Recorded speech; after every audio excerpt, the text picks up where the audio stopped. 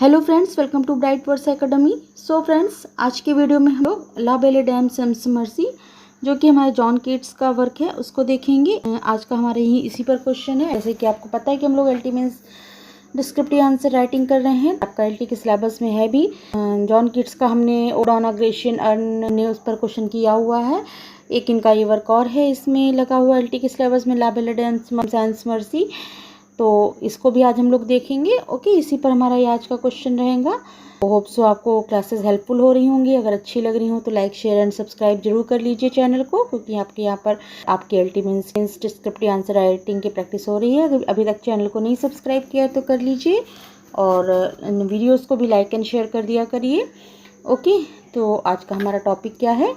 ला बेले dam sans mercy, जो कि हमारी जॉन कीट्स की पोएम है। बहुत ही खूबसूरत पोएम है। तो क्या कभी आपने एक ऐसा प्रेम देखा है जो खूबसूरत भी है और ख़तरनाक भी? तो यही प्रेम जो है यही ला बेला डैम सेम्स मर्सी इसी रहस्यमय दुनिया पर ले जाती है ये आपकी पोएम। इस वीडियो में हम इसे समझेंगे, इस पोएम को, इसकी themes, imagery, poetic art, literary device and romanticism को इजली इस पर हम लोग आपकी प्रैक्टिस करेंगे। इसी पर क्वेश्चन है, तो आइए चलिए शुरू करते हैं। इस खूबसूरत लेकिन दर्द भरी कविता को गहराई से समझेंगे। ओके, चलिए लेट्स स्टार्ट। पहले क्वेश्चन को देख लीजिए। यही क्वेश्चन है, अभी हमने बता ही दिया है। Discuss the major themes, imagery and poetic techniques in La बेले dam sans Merci and highlights its romantic features. तो आपको डिस्कस करना है इसकी major themes, imagery and poetic techniques जो है आपकी La Belle Dame sans Merci में यूज़ हुई है उसको दिखाना है। एंड हाईलाइट्स रोमांटिक फीचर्स, और कैसे एक रोमांटिक फीचर्स को दिखाती है ये पोएम, आपको इस पर डिस्कशन करना है। तो इस तरह next question, evaluates Keats use of poetic form, imagery and romantic elements in La Belle Dame sans Merci. La Belle Dame sans Merci में कीट्स द्वारा पोएटिक फॉर्म, इमेजरी और रोमांटिक एलिमेंट्स के प्रयोग का आपको मूल्यांकन करके दिखाना है। ओके, ये क्वेश्चन हो गए हमारे।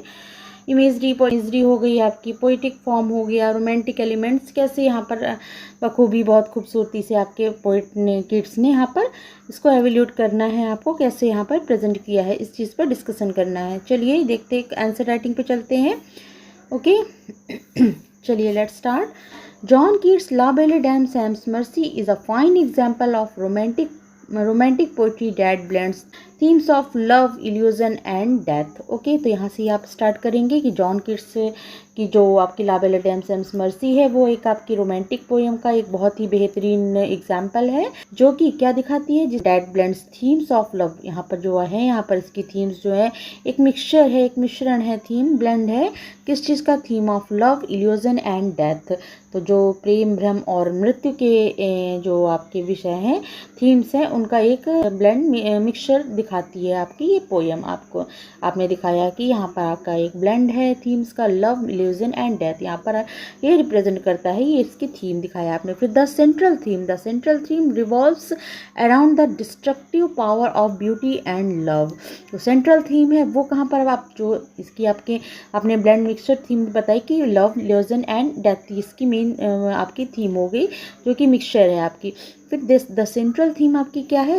रिवॉल्व्स किसके अराउंड घूमती है? Destructive power of beauty and love. तो जो आपकी मेन सेंट्रल थीम है वो आप सौंदर्य और प्रेम की विनाशकारी शक्ति के इर्द गिर्द घूमती है।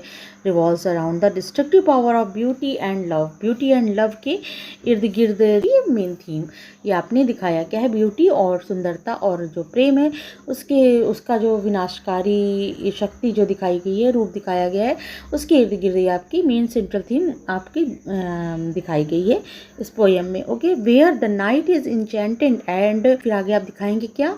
वेयर कैसे आपकी ब्यूटी एंड लव जो डिस्ट्रक्टिव पावर को दिखा रही है, कैसे ये बताएंगे? वेयर, जहाँ पर the knight is enchanted and ultimately abandoned by the mysterious lady symbolising fatal attraction and emotional dissolution. Okay, फिर आप कैसे दिखाएंगे, कैसे इसकी विनाशकारी शक्ति को दिखाती है ये सौंदर्य और प्रेम जो है?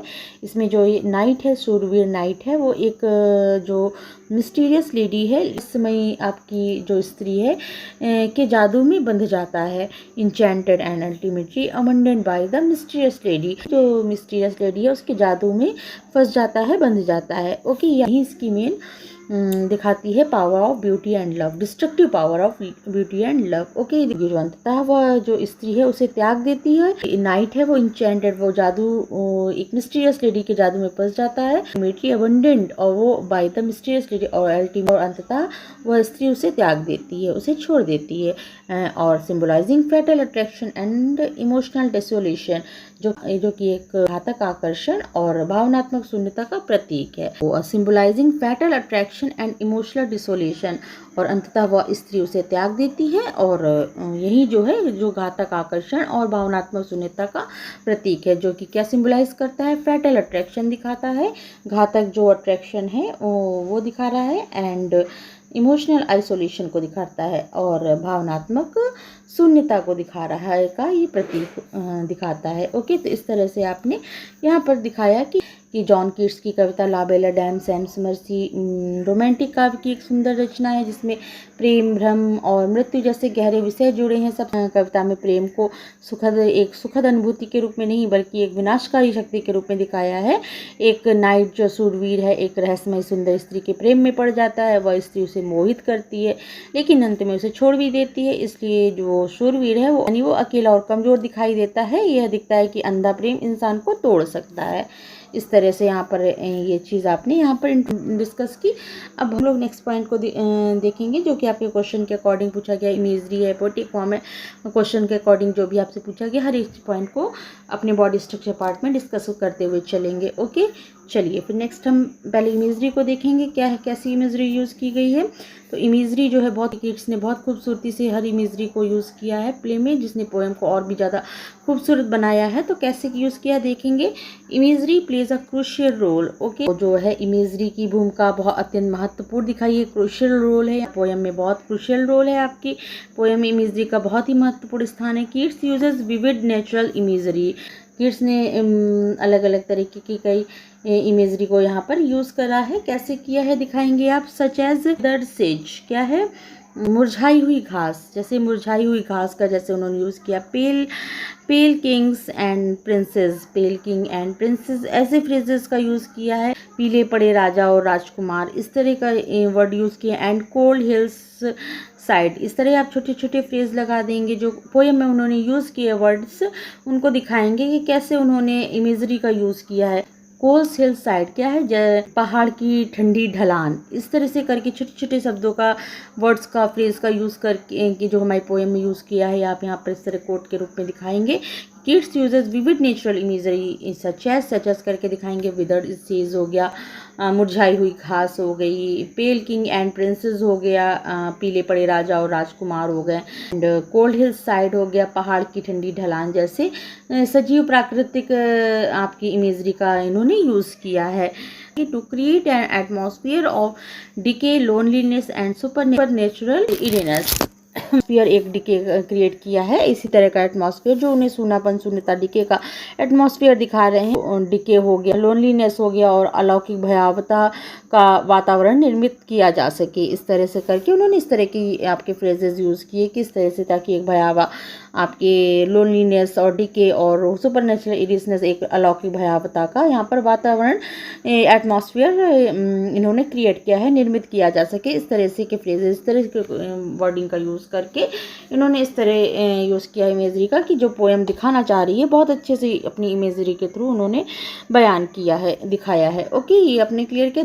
These images reinforce the knight's physical and psychological decline. अब क्या है, ये आप दिखाएंगे कि ये जो आपकी इमेजेस हैं, इस तरह से उन्होंने यूज़ किया है इतनी खूबसूरत तरीके से, कि जो एटमॉस्फेयर को बहुत अच्छे से बयान कर रही है। Reinforce the night psychological and physical decline, जो नाइट का साइकोलॉजिकल और फिजिकल डिक्लाइन हुआ है, पतन को बहुत अच्छे से ही आपके जो उन्होंने फ्रेजेस इमेजरी को यूज़ करके दिखाया है आपकी। जैसे मुरझाई हुई सूखी घास हो गई, पेल किंग्स, पीले पड़े राजा राजकुमार हो गए, कोल्ड हिल्स, पहाड़ की ठंडी ढलान, इस तरह के वर्डिंग फ्रेजेस को यूज़ करके, इमेजरी को यूज़ करके दिखाया है उन्होंने पोएम बहुत अच्छे से। जो नाइट्स की साइकोलॉजिकल और फिजिकल डिक्लाइन को बहुत अच्छे से दिखा पा रहे हैं, पुष्ट करते हैं। ओके, ये आपने इमेजरी का पॉइंट यहाँ पर डिस्कस किया, कुछ आपने फ्रेजेस कोट्स दिखाकर, जो कि पोएम से ही है आपके। फिर नेक्स्ट आप पैराग्राफ में आ जाएंगे, नेक्स्ट पॉइंट डिस्कस करेंगे। The poetic art of the ballad. अपने यहाँ पर दिखाइए क्या है, बैलेड है ना आपका। द पोइटिक आर्ट क्या है, बैलेड काव्य रूप की कलात्मकता को दिखाएंगे ना। क्या है ये आपका बैलेड फॉर्म में विद इट्स सिंपल स्ट्रक्चर है इसका, म्यूजिकल क्वालिटी है जिसकी संरचना क्या है, सरल और म्यूजिकल क्वालिटी के थ्रू है, goods and enhance the haunting effect, और कविता के उस मन को विचलित कर देने वाले हॉन्टिंग प्रभाव को भी अधिक बढ़ा देता है। ओके, क्या है मीन्स कहने का यहाँ पर, इसकी सरल संरचना है, गीत संगीत में गुणवत्ता के साथ इसके रहस्यमय प्रभाव को और बढ़ाती है। ये दिखाई आपने यहाँ पर दिखाई बैलेड फॉर्म में है आपका, एंड इसके सिंपल स्ट्रक्चर में म्यूजिकल क्वालिटी है इसमें एनहेंस द हॉन्टिंग इफेक्ट, जो रहस्यमय प्रभाव को और भी ज़्यादा हॉन्टिंग इफेक्ट को और भी बढ़ाती है। कि it's employs literary device like symbolism, the lady as a female fatal. Okay, the lady as a female fatal जो है सिम्बॉलिज्म का यहाँ पर यूज़ किया है उन्होंने बहुत अच्छे से। कैसे दिखाया है सिम्बॉलिज्म, स्त्री को फीमेल फैटल के रूप में या घातक सुंदरी के रूप में यहाँ पर चित्रित किया है। ओके, सिम्बॉलिज्म सबसे अच्छा उदाहरण आपका the lady of female fatal है। फीमेल फैटल के रूप में आपके स्त्री को यहाँ पर दिखाया है, घातक सुंदर स्त्री के रूप में चित्रण किया है। फिर एलिट्रेशन एंड रेपिटेशन का बहुत अच्छा यूज़ किया है आपने दिखाया ना। म्यूजिकल आप यहाँ पर पोइटिक फॉर्म में दिखाएंगे किस तरह यूज़ किया, हर एक पॉइंट को डिस्कस करेंगे। एलिट्रेशन एंड रेपिटेशन का दिखाएंगे, अनुप्रास अलंकार और पुनरावृत्ति जो है आपकी बहुत अच्छे से यूज़ किया है आपके किड्स ने। आप यहाँ पर कोट्स भी लगा सकते हैं, एलोन एंड पेली लॉइटरिंग, इस तरह करके आपके अकेला और पीला पड़ा भटकता हुआ, एलोन एंड पेलिंग लॉइटरिंग जैसे साहित्यिक उपकरणों का प्रयोग किया है। इस तरह से करके इन्होंने यहाँ पर एलिट्रेशन एंड रेपिटेशन का बहुत अच्छे से यूज़ किया है। To emphasizing the knight's helpless state, ये सब मिला के कुल मिला के जो है नाइट्स की एम्फसाइजिंग स्टेट है, जो उसकी स्थिति को बहुत ज़्यादा जो असहाय दिखा रहे हैं, हेल्पलेस दिखा रहे हैं स्टेट को, ये सब जो है बहुत अच्छे से यूज़ करके उन्होंने सिम्बॉलिज्म, एलिट्रेशन, रेपिटेशन एंड उनका जो म्यूजिकल क्वालिटी है हॉन्टिंग इफेक्ट को बहुत बढ़ाती है, और जो आपके शूरवीर नाइट की असहाय स्थिति पर बहुत बल देने का यहाँ पर ये काम कर रही हैं कि उसको बहुत अच्छे से हाईलाइट करके दिखा पा रहे हैं। ये सब क्वालिटी जो है इस तरह आपने यहाँ पोएटिक आर्ट बैलेड फॉर्म को दिखाया, एंड वहाँ पर आपका पोएटिक फॉर्म को पूरा डिस्कस किया किस तरह से उन्होंने हर एक चीज़ को, इमेजरी हो गया, चाहे आपके स्ट्रक्चर हो गया, म्यूजिकल क्वालिटी हो गई, एलिट्रेशन वगैरह, सिम्बॉलिज्म, हर चीज़ का बहुत अच्छे से यहाँ पर यूज़ करके पोएम को हर स्थिति को बहुत अच्छे से बयान कर रही है आपकी। ओके, इस तरह आपने यहाँ पर ये दिखाया। फिर आप एक पॉइंट और डिस्कस करेंगे। ओके, तो the dream vision further adds to the mysterious tone.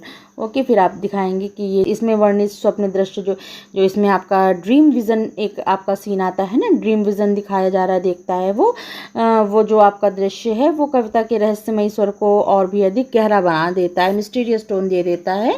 Further adds to the mysterious tone, जिसमें कि आपका शूरवीर जो नाइट है वो स्वप्न देखता है कि ये जो मिस्टीरियस लेडी है इसके प्रेम के जाल में मत फंसो, यहाँ पर उसको स्वप्न देते हैं आकर। लोग कहते हैं कि वो बहुत लोगों को फंसा चुकी इस तरह करके, तो इस तरह से करके ये जो ड्रीम विज़न है ये और भी ज़्यादा मिस्टीरियस टोन देता है, आपकी पोएम को बना देता है, आपके रहस्यमय स्वर को और भी अधिक गहरा बना देता है। ओके, तो इस तरह से करके आपने यहाँ पोएटिक फॉर्म पूरा स्ट्रक्चर दिखाया कि पोएम किस तरह से लिखी गई है, किस टोन में है, और क्या इसमें यूज़ किया है, सिम्बॉलिज्म, एलिट्रेशन, सब चीज़ का यूज़ करके आपने यहाँ पर आपने इस तरह से दिखाया। ओके, साहित्यिक उपकरणों का प्रयोग करके स्वप्न का दृश्य जैसे हो गया रहस्यमय स्वर को और भी बढ़ा देता है, इस तरह से करके आपने ऑल पॉइंट्स यहाँ पर क्लियर किए। फिर नेक्स्ट आप रोमांटिसिज्म पूछा गया है, रोमांटिक एलिमेंट्स का कैसे यूज़ किया है, एक पॉइंट यहाँ पर ये डिस्कस करेंगे, बताएंगे कि रोमांटिक एलिमेंट्स का कैसे दिखा रहे हैं, कैसे यूज़ करके दिखाया है कीट्स ने। Romanticism is evident in Keats focus on emotion, imagination, nature and supernatural. Okay, Keats की जो रचनाओं में भाव हो गए, इमोशंस हो गए,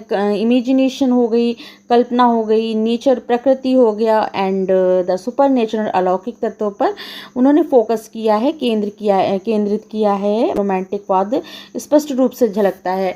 okay, romanticism is evident in kids focuses. Romanticism, यहाँ पर रोमांटिसिज्म को आप दिखाएंगे कैसे यूज़ किया है, किड्स फोकसेस, किड ने अच्छे से फोकस किया है। इमोशन जो कि आपके सब रोमांटिसिज्म के ही आपके एलिमेंट्स हैं, रोमांटिसिज्म में ही ज़्यादातर फीचर्स हैं जो यूज़ करते हैं, इमोशन को बल दिया है। इमेजिनेशन को बहुत अच्छे से दिखाया दिखाया है, नेचर को दिखाया है एंड सुपर नेचुरल एलिमेंट्स वगैरह को बहुत अच्छे से यहाँ पर दिखाया है आपके किड्स ने, जो कि आपके रोमांटिसिज्म के बहुत अच्छे एविडेंस है। दिखाता है कि यहाँ पे किड्स ने रचनाओं में भाव, कल्पना, प्रकृति और लौकिक तत्वों पर केंद्रित भाव से रोमांटिकवाद स्पष्ट रूप से झलकता है। इस तरह से ये सब चीज़ करके दिखाया कि उनकी इस तरह से यूज़ किया उन्होंने पोएम को डिफाइन किया है कि जिससे उनकी रोमांटिसिज्म बहुत अच्छे से यहाँ पर दिखाई देता है, झलकता है।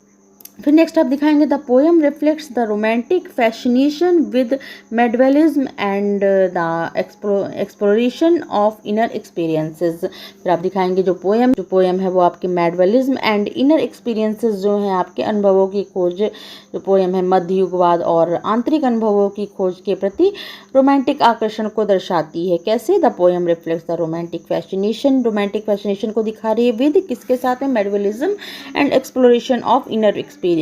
मेडवेलिज्म और आंतरिक अनुभवों की खोज के प्रति एक रोमांटिक जो आपका फैसिनेशन है उसको दिखाती है आपके। ओके, पोएम रिफ्लेक्ट करती है रोमांटिक फैसिनेशन को with medievalism and exploration of inner experience और मेडवेलिज्म के थ्रू आपके रोमांटिक फैसिनेशन को बहुत अच्छे से पोएम रिफ्लेक्ट कर रही है, दिखा रही है। आपने ये पॉइंट रोमांटिसिज्म एलिमेंट में डिस्कस किया।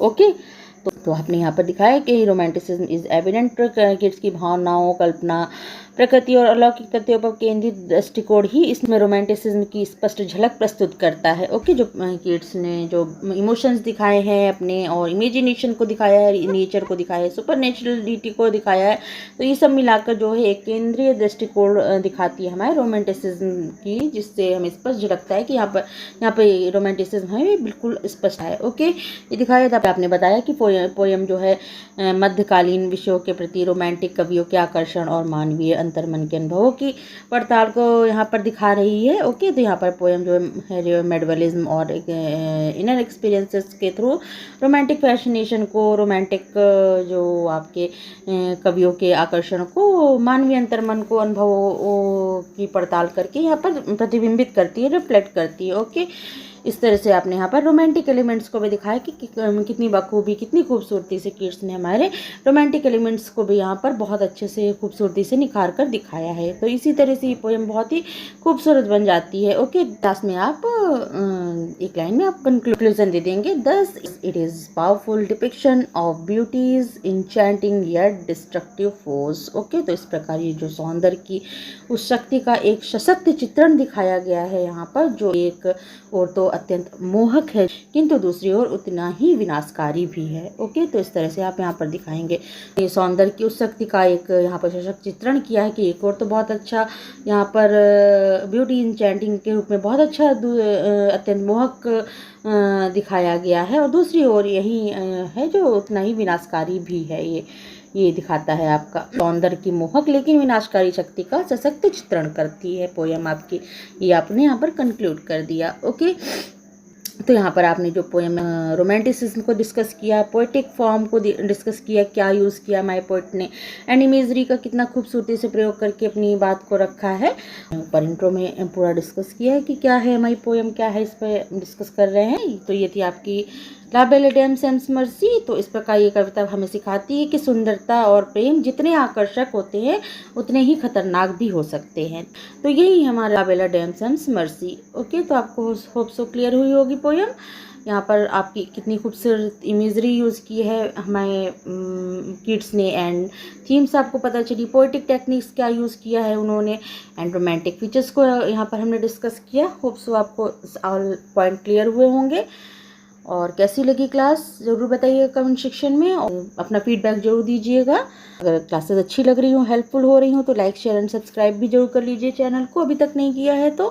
चलिए फिर मिलते हैं नेक्स्ट क्लास में, नेक्स्ट टॉपिक को डिस्कस करेंगे। Okay, thank you, thanks for watching.